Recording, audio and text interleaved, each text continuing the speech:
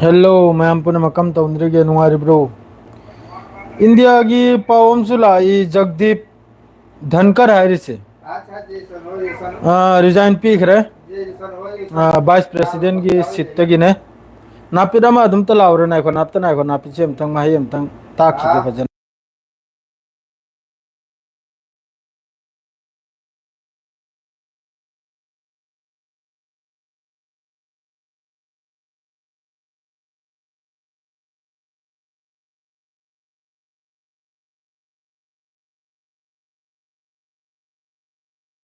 व्यवस्था अच्छा बाटे अपने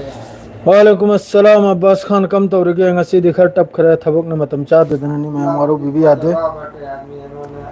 वाइस प्रेसिडेंट जगदीप धनकर हरसी रिजाइन तौखरे महाक्सी ruling party BJP lead National Democratic Alliance NDA enjoying वालेकुम अस्सलाम केस इरफान अब्दुल कुद्दूस वालेकुम अस्सलाम नुंगारी ब्रो हौजिक सुपीद्रिन हल हिंदुस्तान की डोनाल्ड ट्रम्प ने जेट फाइटर मंगा लौथबो याद हौजिक फाव डिटेल्स संगदोरक्तरी करिगिनो खंगदे सम सम कक्द्रेदा सम कक्पय मतम संगद्रेदे इताव अयाक सु कक्निंगिम ने वालेकुम अस्सलाम साइसिंग चार्जर लगले खाव पाइबम लइए खाव पाइबम लइ खाव कन्ना पाइरे खंगिब्रन खाव पाइबसि मासि मंगवन ताइनदना अचाकप मखैजे गजागी अचाकप मखैजे मंगवन ताइनदना अदरे दोंग दांग तौरादि मथौ मरम नार अरोइदो पाव हाइबबु कैस्पियन सी हारिसिदा ईरान अमसुंग रशिया हौजे लान की ड्रिल तौरी अदो ngasi दिल से मा थबक से पावसु अयुक की अम खक्तो खक्तने ने पिरक खरजे अदु मतुंग पावसु अतोपसु पिरक पंगम खिदाबा करेगादि थबुक ngasi खर चिल्ली अदुन मरम होइरगा हयिकता हंजला इमनी मुतलतल हारके पावसे वालेकुम अस्सलाम एमडी जहांगीर कम तौरगे जहांगीर भाई खैर पैसा का तो कोई बात नहीं है भाई समझ नहीं आदमी सही होके के चाहिए बस हमारा आदमी चाहिए ए लैरिमनी ने जुबैर भाई कम तौरगे ngasi IDF की लान मी ani सीखरे दोना नहोय मैम ताद्रो साई की पावद लाथोलो मम्मी ताद्र मारे देना कोई पाव करक से ईरान सु खाव पाइबनी सिदा हायरगदी नुंगाइरो मैम मा लैरिबा इस्लामिक कंट्री मखै लोइना खाव पाइबनी लोइना गुलाम लोइना मिकी थिंगांगतनी हाइदबी याद्रबा मिकी थिंगांगतनी एक नंबर दा हौजिक ओइरिबा फिफमा है गाजा मनुंगदा हौजिक चाक न मरम ओइरगा मी सीबा हौखरे गाजा मनुंगदने चाक न मरम ओइरगा मी सीबा हौखरे अंगांग नुपी नहा लोइना सीबा हौखरे गाजा मनुंगदा नखोय सी कावगनु मसर सु खाव पाइबनी तुर्की सु खाव पाइबनी ईरान सु खाव पाइबनी लोइना खाव पाइबनी ये तू जेत खाव पाइबनी मसर सु मागी बदाडे की पूजा लगतना चंगल भी यारिमनी चंगन दे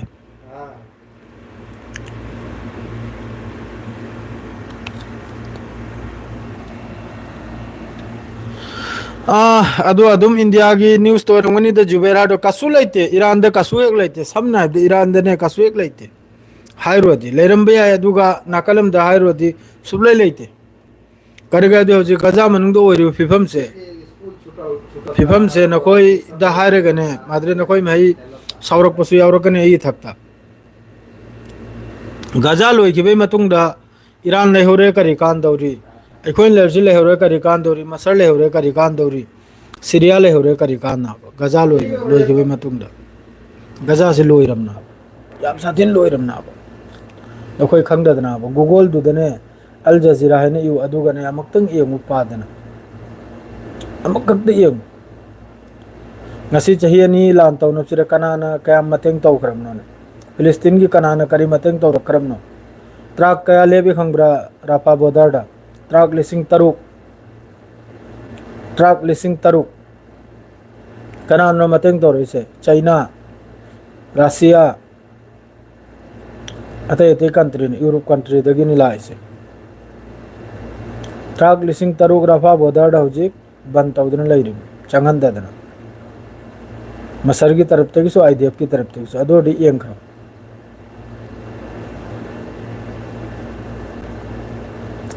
कसु चंगलक लोइना ने हिजम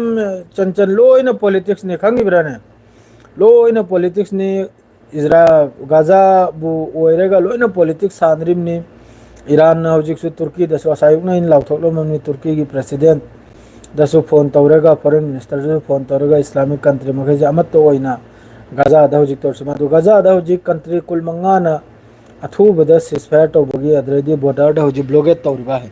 आई हांगदो आइना कंट्री कुल मरी कुल मंगाना कंडेम तौरक्तना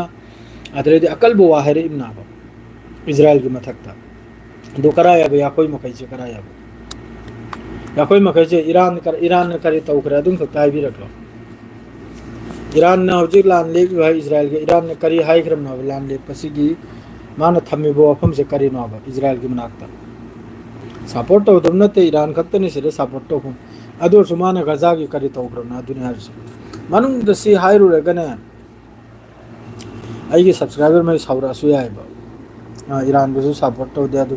करी मोंग दनाबो सपोर्ट तो दो सारो मखोय न गजा दा चेंग मरु म पुजन रे चंगरब्रा हिजबुल्लाह ने चेंग मरूम तो पुजल खरब्रा ईरान ने चेंग मरूम तो पुजल खरब्रा हौजिक ngarang degi hawkhram arang degi hawkhram ni gazada chak na maram oirega mi si base ngarang degi hawkhram hawji kaina al jazeera se kangthora adi mayamu dera se karna bai kangthora ke dor soi tahal ge kari kayam no sikhri chi na koi khangdri niyam sathi na sikhra ising su leite madraidi chak su leite asida angang suman aham de headline ira ise photo से यंगतंग कांगथोकलेगा अहमगी page त लेरमनी मीगी मरु तनी उरिसे हक्सांग याउद्रम इसिंग सु लेते चाक सु लेते गजा मन दौजी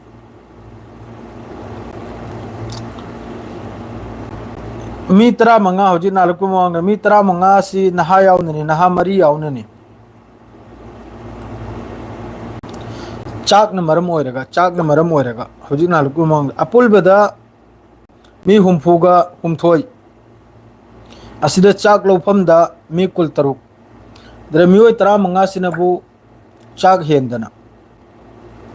सिगाजा मनुंगिनी अदरे मखोयगी लानमी अनीसी IDF की अदुजो आइना असाइगी पावदा हाइबिरममनी अमनबु अकाय तोय बिल्डिंग दा लेबा कांद एक्सप्लोसिव ओइरेगा बिल्डिंग दुना नंदना सिबनी अमनबु खान यूनुसता लोइमक्सु पोखाय लेगा सिबनी अदु ममांगैदी सोइना पावसी पीबा होरकपदे इन हाइके मयामदा गजा की लांसी गजा की मियोइननी वालेकुम अस्सलाम मकक मयूम नजरुल हक वालेकुम अस्सलाम MM नजीर वालेकुम अस्सलाम गजा की लांसी गजा दलेरिबा फिलिस्तीनी मखैगनी लान तौनरिसे मसरगा नते ईरान गा नते हिजबुल्लाह गा नते लेबनान गा नते मखोइना गजा की दमकते चेंग मरु मंगसी फावबा मसराहिदा लैखरिबा सलातुर रहमान कम तौरगे लैखरिबा त्राक लिसिंग तरुक राहायरिसी याम क्रमनी त्राक लिसिंग तरुक राहर से तो मसरदगी सु बोदार थिंगिमनी रफादगी हमका मनुंगम द गजारम द IDF ना कंट्रोल तो अजु थिंगजलिम आई ना हबदी बसरदु खदितंग हिम्मत लैदना मी की सकल याउद्रे लोयरा मी की सकल याउद्रे गजादा मी की सकल याउद्रे ngarang dagi चाक से मरम ओरगे याम साथीन सीबा होरमनी याम साथीना मादरेदी सोमना बो रशिया की तरफ तक यूक्रेन दे याम साउना याम साथीने यूक्रेन दे सुमी सीबेवानी रशिया की तरफ तक वालेकुम अस्सलाम फिरोज खान लान तौखिबदा याम साथीना अदरेदी सोमदा रशिया दसु होजिकी मखोई की शहीद 136 ड्रोन से असी याम साथीना एकोई की प्रोडक्ट से यामना कन्ना तौरी अदरेदी सोमदनबु सिसफायर सिगिसी वासरे काउखरो द सिसफायर से आई वाखलदा अलोय बिदा गजा मनुंग द मी तरा गुम बकरा हिंग लैहोब मतुंग द अदुरकरा सिसफायर सु ओइने न खल्ले अदुई मोवांग द थाजद्रे फिफम से अदुन नहीं से नुआई तदनई वाखल से पाव से जो अहेलबा अम भवलाकते सीबगी पाव से लाई सीबगी पाव से त माइके मेरे अमरो मांग दो उनी इसिंग का खरेगा हुजी वेस्ट बैंक दसु इसिंग पूरा कक्थत खरे सतलार मखैना इसिंग सु चाक सु लोइना माइके मरीदा वेस्ट बेंगल हौजिक इसिंग कईसिनबु मी लाख 12 अदुगी मथक्ता अवाब लाक्पै वानी सेंगना हाइबदा अवाब लाक्पै वानी अदु लैरिबा अखोइगी कंट्री मखैसी अई करिमता ज्ञान तादे मादुगा हौजिक सीरिया मनुंगदसु अमक हन्ना हौजिक की द्रूस कम्युनिटी सिगा बदुइन हरबा अरब सिगा हौजिक सुलान से तल तल मनुंग सिदे थेंगनेरियाबा अदुगा हौजिक की जोलानी की मागी फोर्स मखैसे लोइना हौजिक की सोइदा हरि मफम सिदे लोइना लाखराब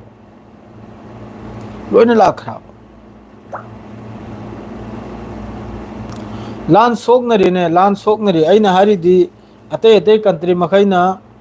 सिसफायर नि अदुनि अताने तौसे लोइना थोकनी लोइना पॉलिटिक्स नि तौसे मोहोइदा मिनिंग से लेते गाजा मनुंग लान सोकनरीसे गाजा की ब्रिगेड मखैगनी हौजिक लान सोकनरीसे गाजा द लैरिबा खुलाई पाइ मखैगनी आईडीएफ को थेंगनरीसे अतै दि मपानदा अरब कंट्री नंगी तुर्की द करी वालीगे नते असुक यामना नही था मंगा नही चाहिए नि दगी गाजा मनुंग द नैरइबा अदरदी हौजिक था मंगा तुरुक्तगी मखोइना एड्स ब्लॉक तौरिबा इसिंग ब्लॉक्स तौरिबा डॉक्टर की फैसिलिटी हॉस्पिटल की फैसिलिटी ब्लॉक तौरिबा असि पुनमक्से ऑल वर्ल्ड सिन उरिमनि ऑल वर्ल्ड सिन उबै मतुंगदा यूरोप कंट्री ख्रिस्तान ओइबा ख्रिस्तान धर्म चप्पा मियोय मखैना ग्राउंड द कुमलेगा प्रोटेस्ट तौरेगा अखोइगी इसागे मिस सिरेगा तुर्की द करिवाली ड्रोन हायरे मंगोंद मसिंग लेते जेट फाइटर हायरे मसिंग लेते मिसाइल हायरे मसिंग लेते मसर हायरे फोर्स त मंगोंद हेन याम लेत्रिमनि तरुक तरे सुबदेनि मसर करारसे लिंग बद फोर्स ता ग्राउंड फोर्स ता मद्रे लिबिया बुदी चायरे ईरान हायरे मयामम लेरिमनि अदु करी नाव मखोइसना तौरेसे मखोइसना करी मतेंग नाव गजा सिगे तौरेसे नहल अदुना नि अबू बेदानो लोय मपु सामथ्रमिदो कनमनसु यमनसु करी नाव यमन बस हफ्ता दा निनी दा अमकरा मिसालम कप्सल लई इजराइल मनुंगदा अदु सीरिया न करी तौई लिबिया न करी तौई कसु तौदे गजा महाक की हालत नि होजी मी नहा अंगांग लाख अमे मथक्ता सीबगी वानी हाइरिसे सिगी फिफम जोडी निनी हुमनि सिरा हफ्ता सिदने यूएन की तरफ तगी हरसी मी लाख अमगी नक्याद सीबगी वानी गजा मनुंग सिदा हाइरिसे अखोय जुनिगाय ने अखोय जु करी तौ याब पाव तार बिना कोई जु करी तौ याब बस दुआ तौरी अदु खक्तना आई जुनिगाय करी तौ याब कसु तौफम लेता खंगदे को मतमम द तुंगदा लांग्रा लेप खिवे मतुंगदा मतेंग तौबा अमा तौबा ने अदु थोलकपगी वादि खंगद्रे अदु नतेबदा हौजिक समना हाइबदा राफा बॉर्डर द ट्रक लिसिंग तरुकरा लेपतन लेबाय कृषि याम खरबा ट्रक ने अदु गजा द चंगबगिनी पोट पुर इमने अदु चाइना रशिया ते कंट्री मखैने हेल्प तौरपा सिदा अखोइगी मखैनसु लैरिबे इस्लामिक कंट्री मखैसिन जो हेल्प तौरना अदु हेल्प तौरग माय पोतु योहलबंगम दाबु मफमदुदा अदु दिमागी कैपेसिटी से कराया पा मागी हिम्मत से कराया पा अदु यम कीरी से करेगना सिदा लैखिबगिनी लैत्र दिने चैनल अतोप अमा हांग लेगने अयुक तै लौरांग फावने मखोय से बुने फजना हाइबे सिदा यमक्तंग थोखि गे अदुई मतुंगदा मखोय मखै से खंगनी ngairibni ya sing chiktana mafam jira yamaktang thoki gaina ayuk nongthil maming palle ga chaira kadorni ayuk nongthil su yam bas mi sigri se si makhai si gi laman amam ta hala kadorni maming palle ga ning thau makhai se maming haple ga chaira khidorni no kanam tan karim ta taude masa gilan masa no sok ngarimni nuai tabu pau tani lai se ayuk anta kangthok pada times of israel da मखोई की मी अनि सिबगी पाव दुम Laramie अदुनि आइना असै नोंथिल ताल ग्रेदो अदुई मतुंग द लाख पाव मखै सिदि यूरोपियन कंट्री कुल मंगा वेस्ट की कंट्री कुल मंगा ना अथुबदा बोंदे तो अथुबदा कानोंगी सिसफायर गी अमसुंग गजा मनुंग द चाय सांग पुजलबगी यामना कन कानोम से तौरख्याबा कंडेम से अदुसु यूरोपियन कंट्री खंगिब्रा कंट्री कुल मंगा अदुगा अखोई मखै से कराय लेहोरम ना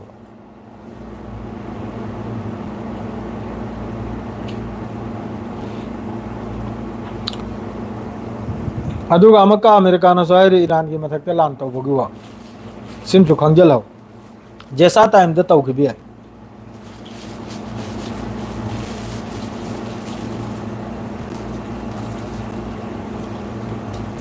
ꯐꯪꯗꯧꯔꯤꯕꯅꯤ ꯁꯜꯃꯥꯟ ꯈꯥꯟ ꯂꯣꯏꯅꯃꯛ ꯐꯪꯒꯗꯧꯔꯤꯕꯅꯤ ꯃꯣꯏ ꯃꯊꯛꯇꯁꯨ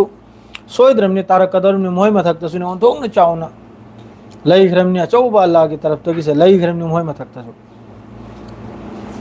ꯃꯤ ꯑꯉꯥꯡꯗꯨꯒꯤ ꯐꯣꯇꯣ ꯂꯥꯏꯕ ꯃꯤꯗꯨꯒꯤ ꯁꯔꯨꯗꯨꯇꯅꯤ ꯎꯔꯤꯁꯦ ꯐꯣꯇꯣ ꯍꯥꯏꯗ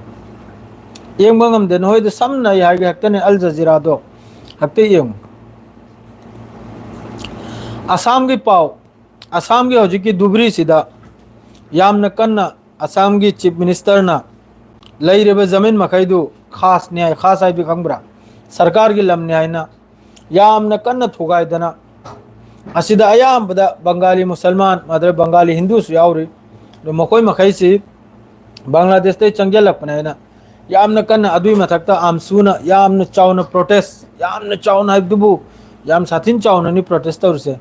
ꯑꯗꯨꯒ ꯑꯃꯛꯀ ꯑꯁꯥꯝꯒꯤ ꯆꯤꯞ ꯃꯤꯅꯤꯁꯇꯔꯅ ꯍꯥꯏꯔꯤꯁꯤꯅꯕꯨ ꯑꯩꯈꯣꯏꯒꯤ ꯕꯣꯔꯥꯛꯇꯁꯨ ꯕꯣꯔꯥꯛ ꯚꯦꯂꯤ ꯀꯣꯔꯤꯝꯒꯣꯟ ꯍꯩꯂꯥꯒꯟꯗꯤꯗꯁꯨ ꯃꯌꯥꯝ ꯑꯃ ꯀꯟꯖꯟꯗꯅ ꯂꯩꯔꯦ ꯁꯤꯅꯤ ꯂꯝꯁꯦ ꯕꯪꯒ꯭ꯂꯥꯗꯦꯁꯇꯒꯤ ꯆꯪꯂꯛꯄ ꯕꯪꯒ꯭ꯂꯥꯗꯦꯁꯤ ꯃꯈꯩꯅ ꯑꯁꯤ ꯃꯈꯩꯁꯤꯁꯨ ꯇꯥꯟꯊꯣꯛꯄꯒꯤ ꯑꯗꯣ ꯑꯁꯥꯝꯒꯤ ꯑꯩꯈꯣꯏ ꯗꯤꯁꯇ꯭ꯔꯤꯛ ꯕꯣꯔꯥꯛ ꯚꯦꯂꯤꯗ ꯂꯩꯔꯤꯕ ꯑꯦꯝ ꯑꯦꯜ ꯑꯦ ꯃꯈꯩꯅꯁꯨ ꯌꯥꯝꯅ ꯁꯥꯊꯤꯅ ꯁꯤ ꯑꯦꯝꯒꯤ ꯃꯊꯛꯇ ꯅꯨꯡꯉꯥꯏꯇꯕ ꯐꯣꯡꯗꯣꯛꯈꯤ ꯂꯥꯛꯇꯅ ꯑꯃꯨꯛꯇꯪ ꯑꯩꯈꯣꯏ ꯁꯤꯗ ꯇꯧꯔꯣ ꯈꯣꯠꯂꯣ ꯍꯥꯏꯅ ꯈꯔ ꯌꯥꯝꯅ ꯆꯦꯂꯦꯟꯖꯁꯦ ꯇꯧꯅꯔꯦꯕ ꯍꯧꯖꯤꯛ ꯑꯩꯈꯣꯏ ꯑꯁꯥꯝꯒꯤ ꯑꯁꯥꯝꯇ ꯅꯠꯇꯦꯗ ꯑꯗꯩ ꯁꯣꯝꯗ ꯁꯪꯁꯠꯇꯁꯨ ꯍꯧꯖꯤꯛꯀꯤ ꯀꯔꯤ ꯀꯔꯤꯅꯣ ꯃꯈꯣꯏꯒꯤ ꯇꯧꯅꯔꯤꯗꯣ ꯔꯥꯍꯨꯜ ꯒꯥꯟꯙꯤ ꯍꯣꯏ ꯑꯃ ꯃꯄꯥꯟꯗ ꯈꯔ ꯄ꯭ꯔꯣꯇꯦꯁ ꯇꯧꯗꯨꯅ ꯂꯩꯕꯅꯦꯕ ꯑꯗꯩ ꯃꯈꯣꯏꯒꯤ ꯀꯩꯅꯣꯝꯗꯨꯁꯨ ꯑꯃꯁꯨ ꯅꯍꯤ ꯔꯤꯇꯤꯌꯥꯔ ꯇꯧꯈ꯭ꯔꯕꯅꯤ ꯙꯛꯀꯔ ꯍꯥꯏꯕ꯭ꯔꯥ ꯀꯔꯤ ꯍꯥꯏ ꯃꯃꯤꯡꯗꯣ ꯏꯟꯗꯤꯌꯥꯒꯤꯗꯤ ꯑꯗꯨ ꯌꯥꯝꯅ ꯌꯦꯡꯉꯨꯗꯦꯗ ꯁꯦꯡꯅ ꯍꯥꯏꯕꯗ ꯒꯖꯥꯔꯣꯝꯒꯤ ꯄꯥꯎꯁꯤꯗ ꯑꯩꯅ ꯑꯗꯨꯝ ꯂꯩꯖꯩ ꯁꯦꯡꯅ ꯍꯥꯏꯕꯗ ꯒꯖꯥꯒꯤꯁꯦ ꯅꯨꯡꯉꯥꯏꯇꯦ ꯕ꯭ꯔꯦꯀꯤꯡ ꯑꯣꯏꯕ ꯄꯥꯎ ꯊꯣꯛꯂꯛꯇꯦ ꯁꯦꯡꯅ ꯍꯥꯏꯕꯗ ꯏꯔꯥꯟꯅ ꯍꯧꯖꯤꯛ ꯀꯟꯅ ꯃꯤ ꯈꯣꯝꯖꯤꯜꯂꯤ ꯃꯤꯆꯪ ꯆꯪꯂꯛꯅꯕ ꯍꯥꯏꯅ ꯁꯤꯁꯐꯤꯌꯥꯔꯁꯨ ꯑꯣꯏꯈꯤꯅꯕ ꯗꯤꯜꯁꯨ ꯑꯣꯏꯈꯤꯅꯕ ꯏꯖꯔꯥꯏꯜꯒꯤ ꯇꯔꯞꯇ ꯍꯥꯏꯗꯣꯔꯛꯏꯕ ꯁꯤꯁꯐꯤꯌꯥꯔ ꯄꯨꯝꯅꯃꯛꯁꯦ ꯍꯃꯥꯁꯀꯤ ꯇꯔꯞꯇꯒꯤ ꯔꯤꯖꯦꯛ ꯇꯧꯔꯛꯏꯕꯅꯥꯏ ꯁꯤꯁꯐꯤꯌꯥꯔ ꯃꯍꯩꯁꯦ ꯂꯣꯏꯅ ꯃꯈꯣꯏꯅ ꯊꯥꯒꯠꯄ ꯁꯤꯁꯐꯤꯌꯥꯔ ꯃꯍꯩꯁꯦ ꯍꯃꯥꯁꯀꯤ ꯇꯔꯞꯇ ꯔꯤꯖꯦꯛ ꯇꯧꯔꯛꯏꯕꯅꯥꯏ ꯍꯧꯖꯤꯛ ꯁꯦꯟꯇ꯭ꯔꯦꯜ ꯒꯖꯥꯗꯅꯤ ꯌꯥꯝ ꯀꯟꯅ ꯂꯥꯟ ꯇꯧꯅꯔꯤꯁꯦ ꯑꯗꯨꯅ ꯏꯇꯥꯎꯁꯤꯡ ꯗꯨꯋꯥ ꯇꯧꯕ ꯁꯔꯥ ꯎꯄꯥꯏ ꯂꯩꯇꯦ ꯒꯖꯥꯒꯤꯗꯃꯛꯇ ꯒꯖꯥꯕꯨ ꯀꯅꯥꯝꯇꯅ ꯌꯦꯡꯕꯤꯗ꯭ꯔꯦ ꯍꯧꯖꯤꯛꯁꯨ ꯃꯣꯏ ꯊꯣꯛꯄ ꯃꯈꯣꯏ ꯂꯥꯟ ꯇꯧꯅꯔꯤꯕꯅꯤ ꯂꯣꯏꯔꯁꯨ ꯃꯈꯣꯏ ꯍꯥꯏꯗ ꯂꯣꯏꯗꯧꯔꯤꯕꯅꯤ ꯏꯔꯥꯟꯒꯤ ꯄꯥꯎ ꯀꯔꯤꯝꯇ ꯂꯩꯇꯦ ꯏꯔꯥꯟ ꯗ꯭ꯔꯤꯜ ꯇꯧꯔꯤ ꯍꯧꯖꯤꯛ ꯑꯥꯏ ꯑꯥꯔ ꯖꯤ ꯁꯤ ꯈꯔ ꯂꯣꯏ ꯌꯥꯎꯗꯅ ꯗ꯭ꯔꯤꯜ ꯇꯧꯔꯤ ꯔꯥꯁꯤꯌꯥꯅꯦ ꯀꯩꯅꯦ ꯑꯗꯨ ꯌꯥꯝ ꯁꯥꯡꯍꯜꯂꯔꯣꯏꯒꯦ ꯄꯥꯎꯁꯦ ꯑꯗꯨ ꯌꯥꯝꯅ ꯏꯝꯄꯣꯔꯇꯦꯟ ꯂꯩꯇꯕꯅꯤꯅ ꯁ꯭ꯋꯥꯏꯁꯤꯗ ꯂꯣꯏꯁꯤꯜꯂꯒꯦ ꯑꯩꯁꯨ ꯐꯤꯔꯣꯜ ꯍꯣꯡꯗ꯭ꯔꯤ ꯋꯥꯔꯧꯕꯤꯕ ꯌꯥꯗꯦ ꯃꯌꯥꯝ ꯍꯥꯞꯂꯛꯀꯦ ꯑꯩ ꯁ꯭ꯋꯥꯏꯁꯤꯗ ꯂꯣꯏꯖꯔꯦꯀꯣ ꯅꯍꯩꯗꯤ ꯃꯌꯥꯝ ꯋꯥꯔꯧꯕ ꯌꯥꯗꯦ ꯄꯥꯎ ꯐꯖꯕ ꯂꯥꯛꯑꯗꯤ ꯑꯩꯅ ꯑꯗꯨꯝ ꯍꯥꯞꯀꯠꯂꯛꯀꯅꯤ ꯁꯂꯥꯝ ꯑꯂꯩꯀꯨꯝ